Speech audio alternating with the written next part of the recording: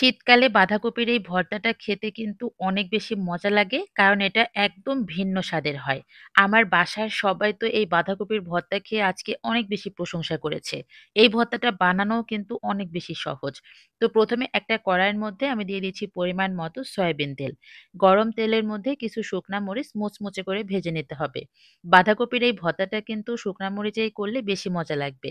তো আমি এখানে শুকনা মরিচগুলো মুচমুচে করে ভেজে নিয়েছি। এরপরে ওই তেলের মধ্যে কিছু রসুনের কোয়া দিয়ে ১০ সেকেন্ড মতো ভেজে নিলাম।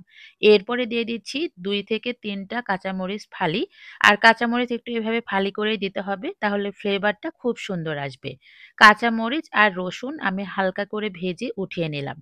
আর ওই অবশিষ্ট তেলের মধ্যেই এখন একটা টমেটো দিয়ে দিচ্ছি। আর টমেটো আমি একটু কিউব করে কেটে নিয়েছি। এখন তেলের মধ্যে টমেটো একদম নরম করে ভেজে নিতে হবে। যখন দেখব টমেটো একদম নরম হয়ে গিয়েছে, এই পর্যায়ে দিয়ে দিচ্ছি আগে থেকেই কুচিয়ে রাখা বাঁধাকপি। চেষ্টা করবেন বাঁধাকপি খুব ভালো করে কুচিয়ে নেওয়ার। উপর দিয়ে অল্প একটু লবণ ছিটিয়ে দিলাম। এরপরে টমেটোর সাথে বাঁধাকপিটাকে ভালো করে নেড়েচেড়ে মিক্সড করে নিলাম। ঢাকনা দিয়ে ঢেকে ৭ থেকে ৮ মিনিটের মতো মিডিয়াম টু হাই হিটে রান্না করে নিব।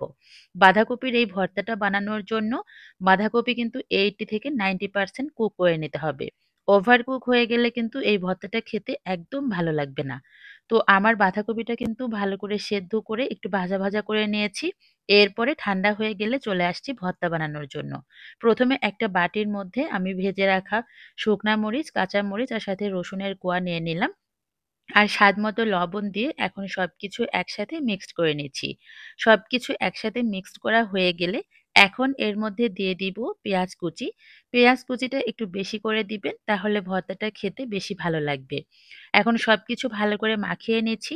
আমি কিন্তু এই পর্যায়ে একটু সরিষার তেল এড করেছিলাম, যেটা দেখাতে একদমই ভুলে গিয়েছি।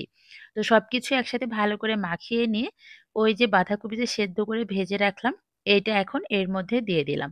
ব্যাস আর কোনো কাজ নেই। এখন সবকিছু ভালো করে নেড়েচেড়ে ভর্তাটা বানিয়ে নিচ্ছি। জানি না দেখে কতটা বুঝতে পারছেন যে ভর্তাটা খেতে কতটা লোভনীয় লাগবে।